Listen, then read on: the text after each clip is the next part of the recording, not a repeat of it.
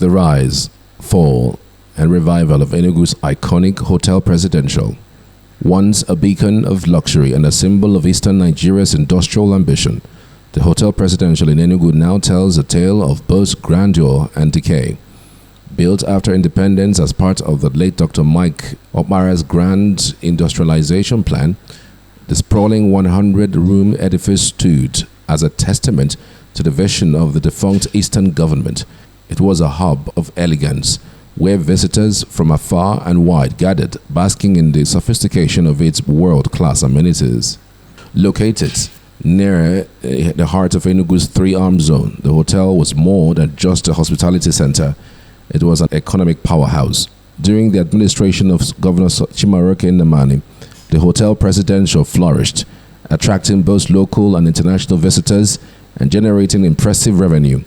It was a sanctuary of leisure, boasting swimming pools, tennis courts, a pulsating nightclub, and the finest culinary experiences the region had to offer. But like a once thriving empire reduced to ruins, the hotel suffered an inexplicable fate. Let's talk about the years of decay and the bitter politics of ownership. Under Governor Sullivan Chime, the hotel met its tragic decline. From a bustling tourist attraction to an abandoned relic, it was left to rot, its once polished floors now overgrown with weeds, its lavish halls stripped bare, and its majestic rooms reduced to ghostly shells. Cattle and household animals roamed freely where dignitaries once walked, and its walls echoed only silence instead of the lively chatter of its guests.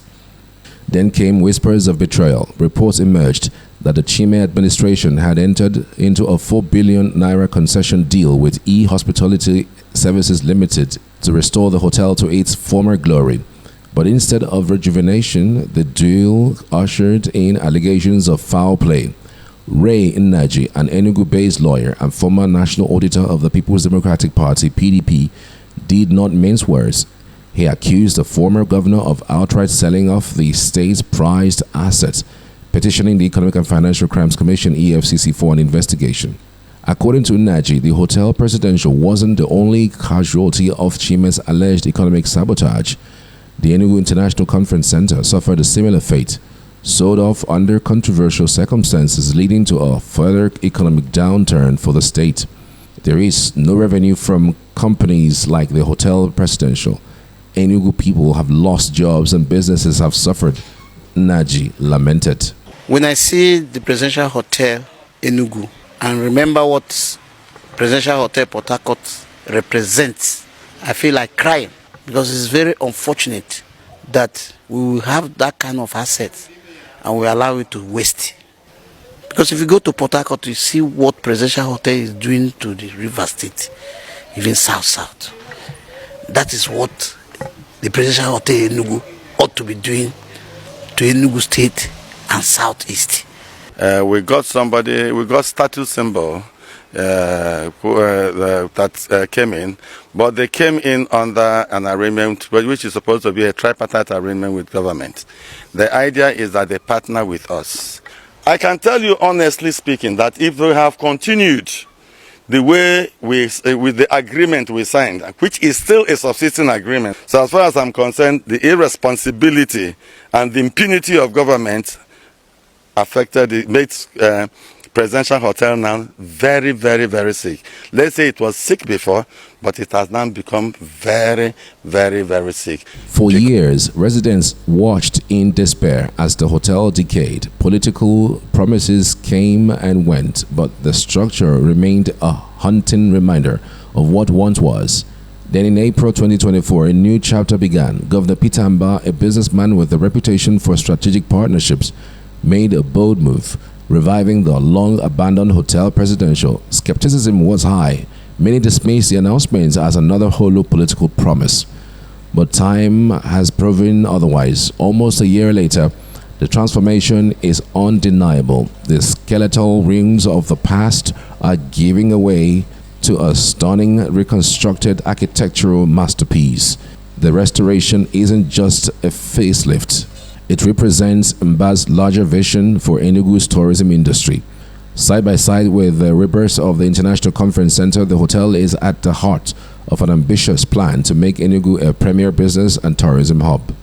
Yet, as much as reconstruction brings excitement, the real question remains: will the Hotel Presidential be properly maintained this time?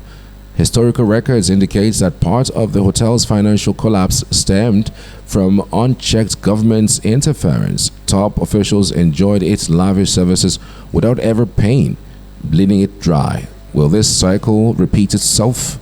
Mbah's background in business, however, suggests he understands the importance of sustainability. Insider speculates that his public-private partnership strategy may ensure the hotel remains profitable without succumbing to government mismanagement.